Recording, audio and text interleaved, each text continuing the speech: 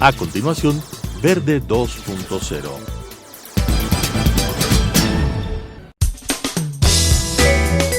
Clasificación A. Apto para todo público.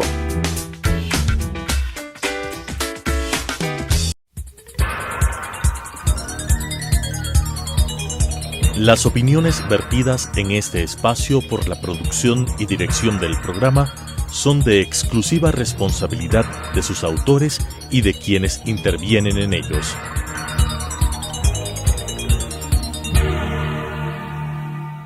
Telesucesos Canal 29 UHF presenta Verde 2.0, un programa de variedades sobre el acontecer ciudadano con la conducción de Claudia Arteaga. Verde 2.0. Gracias por estar con nosotros en este nuevo espacio de Verde 2.0. El día de hoy tenemos como invitado a Diego Basante. Él es líder de asuntos gubernamentales y regulatorios de IBM para América Latina. Diego es ecuatoriano, está basado en Colombia, tiene casi 20 años de experiencia, es graduado de la Universidad de San Francisco de Quito. Además, tiene estudios en diplomacia en relaciones internacionales y una maestría en gestión pública en la Johns Hopkins University. Actualmente tiene a su cargo un liderazgo complejo para toda América Latina en todo lo que tiene que ver con asuntos gubernamentales y regulatorios. Diego, gracias por estar con nosotros.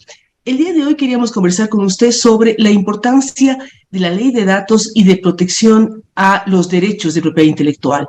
¿Cómo analizarlo, cómo evaluarlo, no solo en Ecuador, sino qué está pasando en los diferentes países de Latinoamérica? Claudia, muchísimas gracias por invitarme. Es un gusto y un honor conversar con usted. Yo empezaría diciéndole a sus televidentes que no se les ocurra cambiar el canal, porque este tema les concierne muchísimo más de lo que sospechan, ¿no es cierto? En la economía actual, en la economía digital, es prácticamente inevitable el tratamiento de datos personales, porque aunque uno mismo no sea quien trata o procesa esos datos personales, con toda seguridad los entregamos. Todos los días estamos entregando datos personales y hay transacciones que tienen que ver con datos personales. Ya le digo, seamos individuos o empresas, entonces este tema realmente nos concierne a todos. Desde IBM nosotros pues venimos no solamente que apoyando, sino pidiendo las leyes de protección de datos personales en todos los lugares donde operamos, en los más de 175 países. Y en ese sentido, pues estamos muy contentos, muy satisfechos de que pues esta ley ya esté en vigor en Ecuador. En pocos días más entrará en vigor también el régimen sancionatorio, ¿no es cierto? Vamos a ver cómo avanza eso, pero en definitiva, esto marca una hoja de ruta para las empresas en Ecuador, pero también con toda seguridad para los individuos y nuestro comportamiento personal en los datos personales. Ahora, digo, ¿cómo entender la importancia de resguardar los datos personales, de conocer hasta qué nivel podemos exigir privacidad en un mundo en donde todos estamos interconectados y en donde además todos miramos, unos con interés, otros con preocupación, cómo avanza lo que es la inteligencia artificial? Vemos los chats, los GPTs y toda esta serie de herramientas, seguramente el más famoso este chat, pero hay muchísimas más, en donde casi usted crea información en base a la computadora, pero no es creación propia, es cómo cuidar propiedad intelectual y datos personales al mismo tiempo. Claudia, efectivamente es como usted bien dice, es una oportunidad para exigir la privacidad, para exigir la protección de datos personales, pero también, muy importante, la primera exigencia está en nosotros mismos como individuos. Es decir, la primera línea de defensa en la protección de datos personales somos nosotros mismos como individuos, como titulares de esos datos personales, ¿no es cierto? Entonces tenemos que tener una conciencia del valor que esos datos tienen para protegerlos. Entonces, por ejemplo, hay algunas buenas prácticas que podemos hacer como individuos. No repetir la misma contraseña en todas las plataformas que usamos, por ejemplo. No publicar información en nuestras redes sociales más allá de lo necesario. Ese tipo de datos es importante, ¿no es cierto? A veces los actores, los hackers que intentan penetrar nuestros sistemas o plataformas, pues muchas veces encuentran en la información publicada en redes las respuestas a las preguntas que los sistemas hacen cuando uno pierde la contraseña, por ejemplo, ¿no es cierto? Entonces, insisto en que la primera línea de defensa somos nosotros mismos. Pero en eso, Claudia, quisiera Quiero hacerle una interrupción, Diego. Si la primera línea de defensa somos nosotros mismos, ¿cómo guardar contraseñas? ¿Cómo tener almacenada información que debemos conocerla solo nosotros? Y por eso muchas veces repetimos la misma contraseña, porque si tenemos que manejar yo no sé cuántas contraseñas, no queremos cometer errores. ¿Cómo almacenarla? ¿Qué recomendaciones dan ustedes como expertos en temas tecnológicos, pero también en temas de seguridad?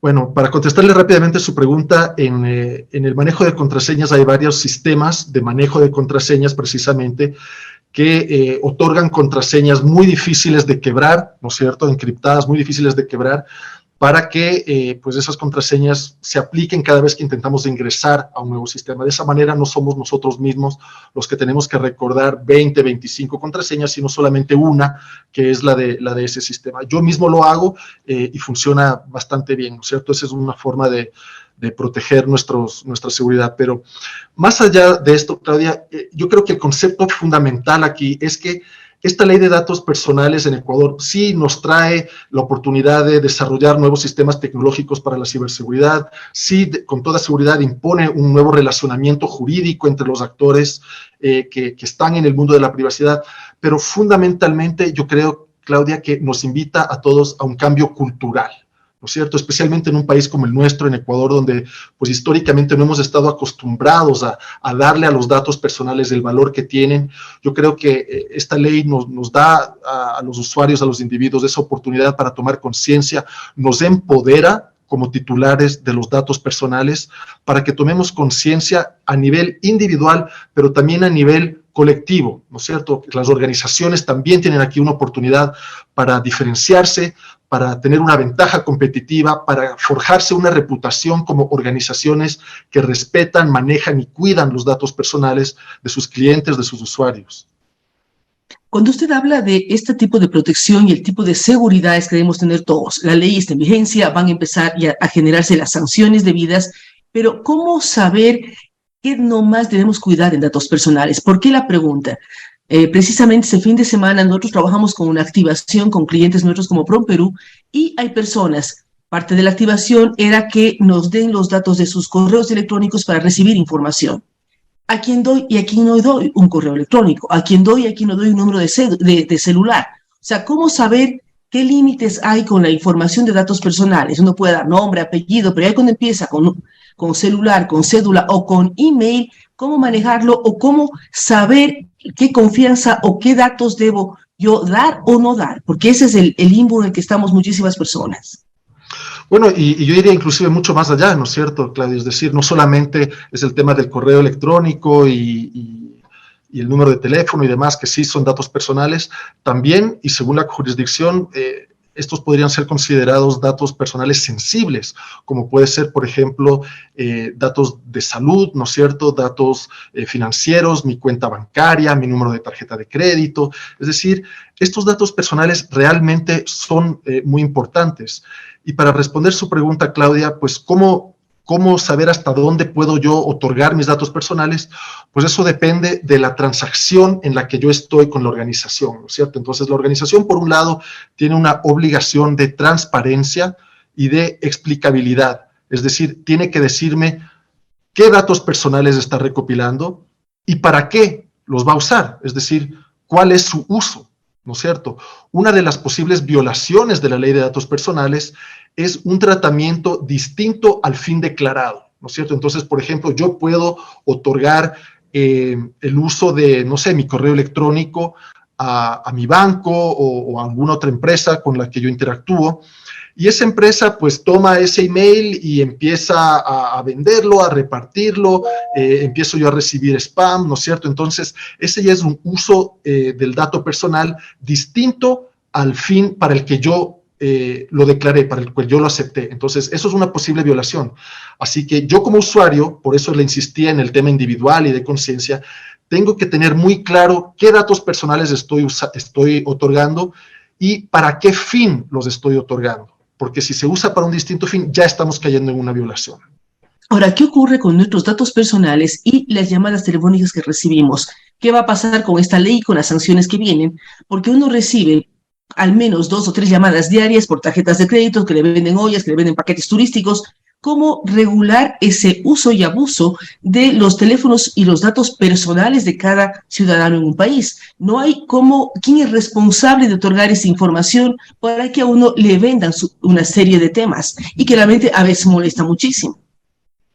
Sí, por supuesto es así, y creo que para eso precisamente esta ley nos empodera a nosotros como individuos, nos empodera también como organizaciones para poder tener potencialmente canales de respuesta. Precisamente una de las obligaciones de una empresa a través de esta ley es tener esos canales de atención a los clientes o a los usuarios cuando ellos pues no solamente tengan denuncias, sino pues simplemente tengan preguntas o cuestionamientos sobre cómo se están usando mis datos personales, etcétera. Claudia, esta ley tiene un principio muy importante incorporado que es nuevo en la legislación ecuatoriana, que es el principio de responsabilidad proactiva y demostrada. Esto significa que el peso de demostrar que estoy cumpliendo con la protección de datos personales cae sobre la empresa, cae sobre quien está procesando esos datos personales. Y en ese sentido, pues las organizaciones van a tener que demostrar que están destinando recursos a este tema, que están implementando sistemas de administración de riesgos, que tienen programas de capacitación, ¿no es cierto?, también para sus usuarios, para crear esta cultura de protección del dato, que hay protecciones periódicas y, como le decía, que tienen canales de recepción y de atención de dudas y quejas de los usuarios. Usted nos comenta el tema de la ley. ¿Qué nomás debemos conocer de esta ley cuando ya se está poniendo en práctica? ¿Qué es importante que como ciudadanos, ustedes como IBM manejan? Corporaciones están apoyando una serie de sectores, pero como ciudadanos, ¿qué debemos saber de esa ley y qué nos sirve a nivel personal y empresarial también, hablando de estos temas?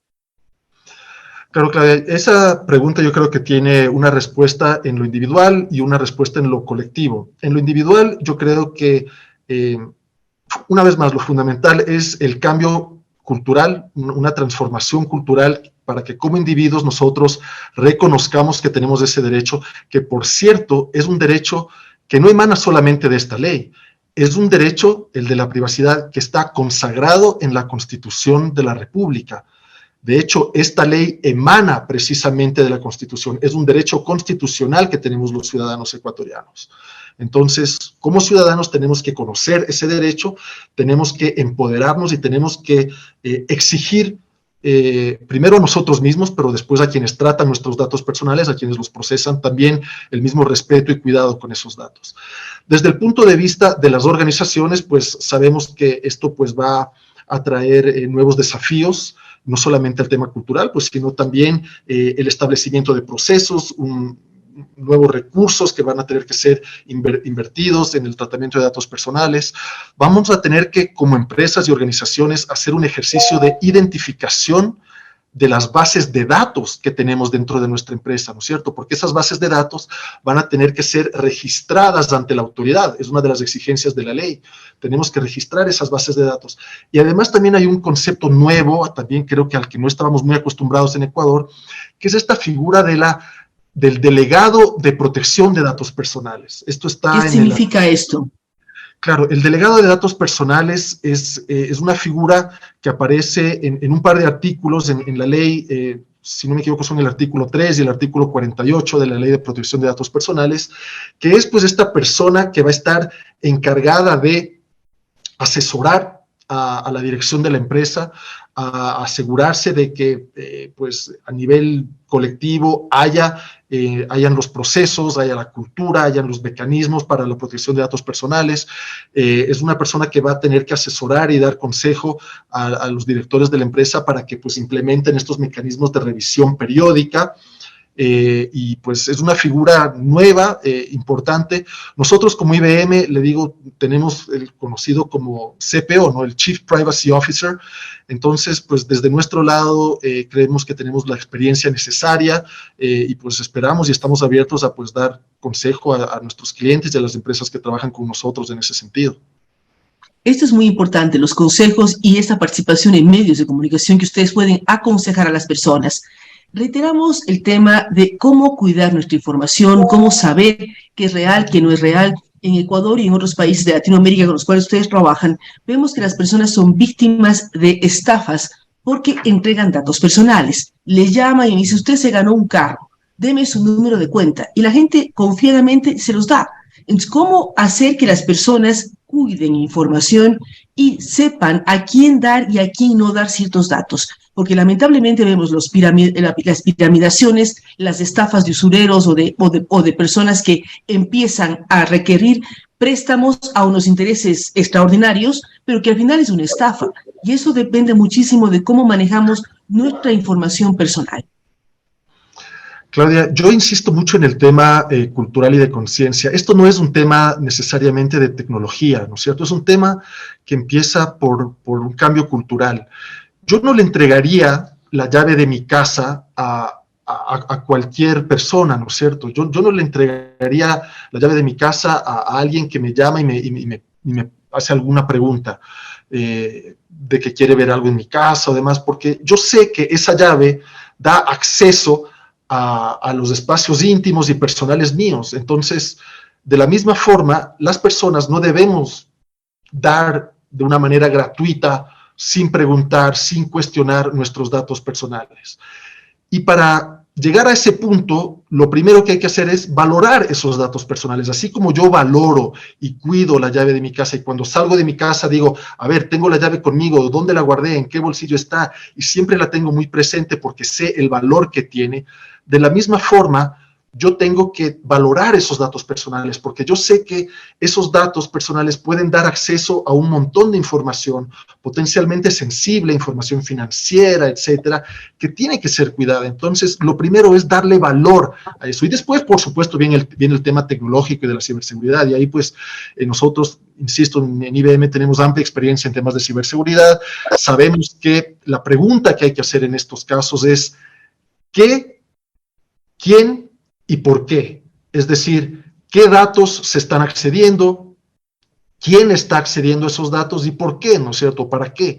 En torno a ese modelo se construyen sistemas de ciberseguridad que son importantes. Yo le diría, Claudia, sobre todo en nuestra América Latina, porque pues a nivel empresarial en general en América Latina, de acuerdo a estudios que tenemos en IBM, sabemos que el tiempo promedio para identificar una filtración de datos es 331 días. Fíjese, esto es lo que tarda una empresa en promedio en América Latina en darse cuenta que ha sido infiltrada y que tiene un riesgo y que se están sacando los datos, ¿no es cierto? 331 días.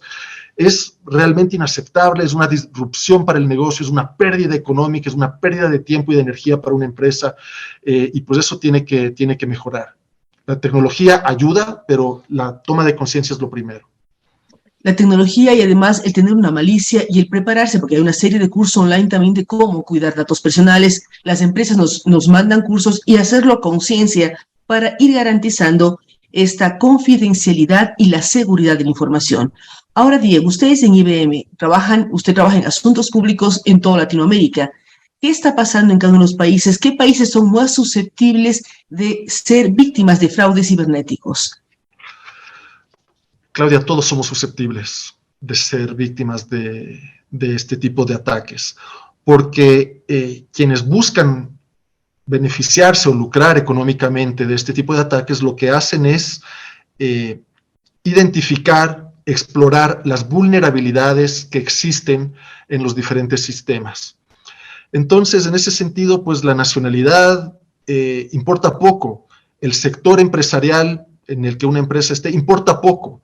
Lo que les importa a estos atacantes es cuán vulnerable es un sistema. Si pueden penetrar sus sistemas, extraer datos o hacer un ataque de ransomware para lucrar económicamente. Entonces, desde luego Ecuador yo creo que está mejor protegido ahora, que pues tenemos esta ley de protección de datos personales, pero en definitiva quienes buscan lucrar de esta forma no hacen ninguna distinción de nacionalidad, de sector económico, de si es empresa o si es un individuo. Si ellos pueden sacar plata, la van a sacar, ¿no? Entonces, como empresas tenemos que estar preparadas, como individuos también tenemos que estar preparados y entender que pues ahora estamos quizás en una primera fase en Ecuador, que es esta fase preventiva que está terminando, los 2 años que nos dio la ley para hacernos a la idea, básicamente, para adecuar nuestros sistemas.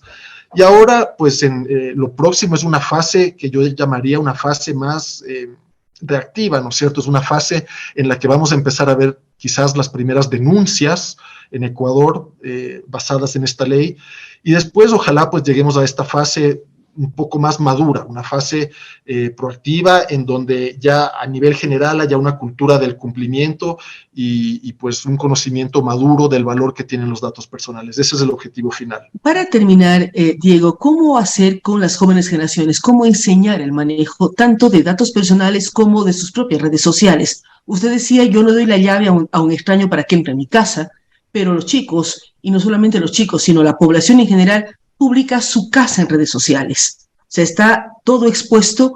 Muchos dicen, voy a comer en tal lado, voy a viajar a tal parte. O sea, exponen su casa y además cuentan que se van de viaje. ¿Cómo enseñar lo que se debe hacer y no en redes sociales y lo que significa una huella digital que no se puede borrar? La responsabilidad primero está, yo creo, en los padres, en quienes están en casa, para que expliquen a sus hijos los peligros que tiene el Internet, los peligros que tiene potencialmente también la tecnología, si es que está mal usada. También a nivel de educación, ¿no es cierto? A nivel de educación es importante también capacitar a los chicos. Nosotros en IBM tenemos esto muy claro, y de hecho tenemos un área en la empresa que se llama Responsabilidad Social Corporativa, donde tenemos un programa que se llama Skills Build, que está en Internet, por cierto, está disponible para que cualquier usuario pueda entrar. Si usted pone Skills Build IBM en un buscador en Internet, va a poder entrar y va a poder encontrar información sobre cómo protegerse en temas de ciberseguridad, cómo tomar conciencia sobre los riesgos, etc. Entonces, para responderle a su pregunta, Claudia, ¿cómo hacer para que los chicos entiendan esto? Pues de esa forma, ¿no? En casa, en los lugares de estudio, y también aprovechando las herramientas que las empresas ponemos a su disposición. Yo quiero ser optimista y quiero pensar que de pronto los jóvenes en Ecuador, ¿no es cierto?, la gente que tiene menos de 25 años, tal vez ya tiene más conciencia sobre estos temas de la que pudimos tener nosotros en su momento. Que pues no crecimos con el Internet, por lo menos en mi caso, ¿no? Que no crecimos con esta cultura de la protección de datos, pero yo creo que los jóvenes ya con tantas plataformas y demás, ojalá que lo tengan más presente, y pues si no, están a disposición todos estos recursos que desde las empresas ponemos a disposición de la juventud. Muchísimas gracias, Diego. Ha sido una charla importante. Hay que cuidar nuestros datos, hay que cuidar nuestra información y sobre todo tener todos los parámetros de seguridad cuando estamos en redes sociales y manejamos información tanto pública como privada en ciertos momentos en nuestros espacios de vida y de trabajo. Así es que nuevamente gracias a Diego Basante. Recordamos que él es líder de asuntos gubernamentales y regulatorios de IBM para América Latina. Gracias a ustedes que nos han acompañado el día de hoy. Nos veremos en una semana más en Verde 2.0. Las opiniones vertidas en este espacio por la producción y dirección del programa son de exclusiva responsabilidad de sus autores y de quienes intervienen en ellos.